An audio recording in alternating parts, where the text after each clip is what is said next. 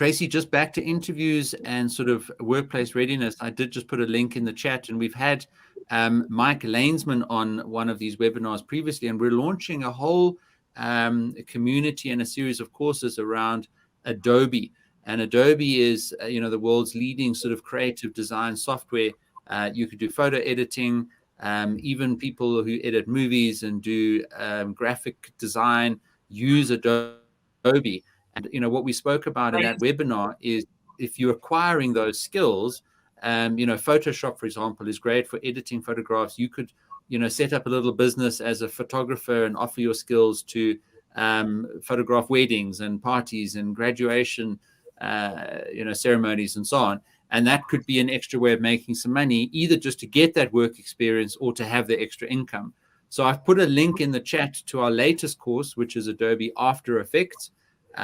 So that's free access. There's a few limited seats available for people to click on there and enroll and leave a rating and a review and just get into, that whole Adobe creative world. If that's something that interests you, it might be a side hustle that you want to start setting up and demonstrating a little bit of work experience. Tracy, getting back to interviews, Non-Kululeko, then now sort of working our way through the interview, I guess, asks what kinds of questions an interviewee can ask at the end of an interview.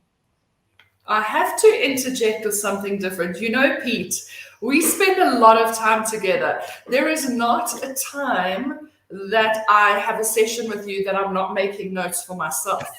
You teach me so much. You're such a mine of information. That's why I have a pen and dirty hands, honestly. But Tracy, on that point, remember, guys, these webinars are all recorded, okay? So you can always go back through these webinars, and if we said something, you can go through it and have a look at it.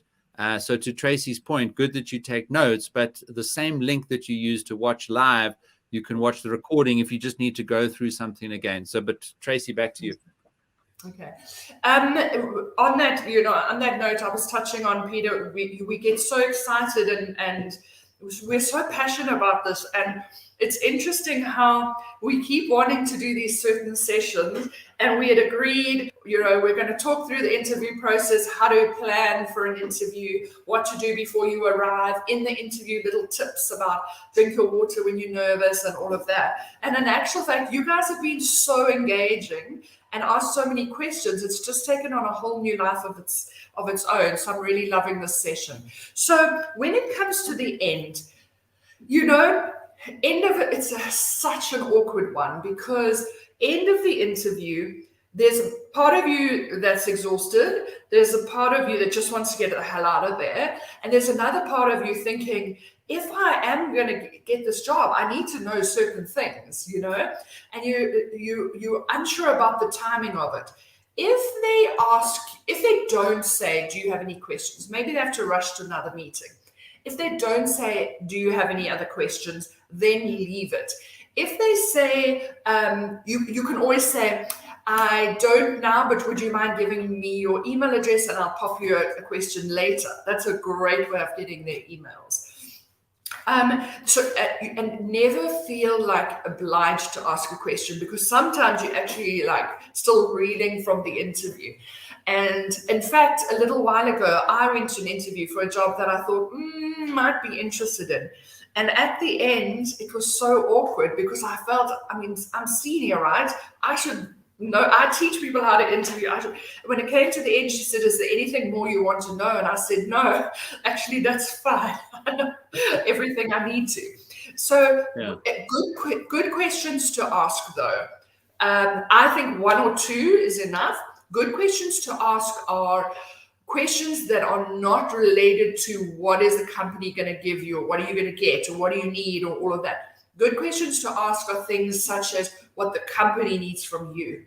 So you could say something like, if I get the job, what would my ideal day look like?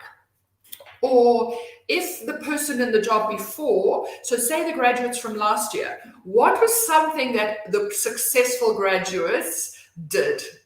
Or could be a case of, at the end of my first year, what do you expect me to have achieved?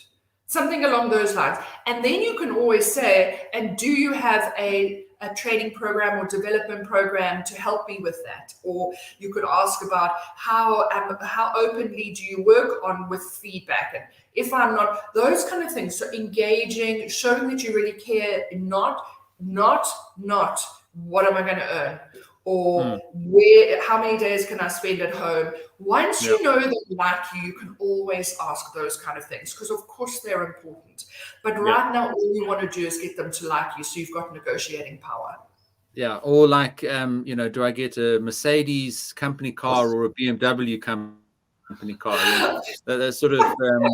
Or do I get a company car? Yeah, exactly. Where's the key to my company car? Or where can I pick up my new iPhone as a company cell phone? So, I mean, fantastic to have those aspirations, but not a good way to end an interview, as was the question there.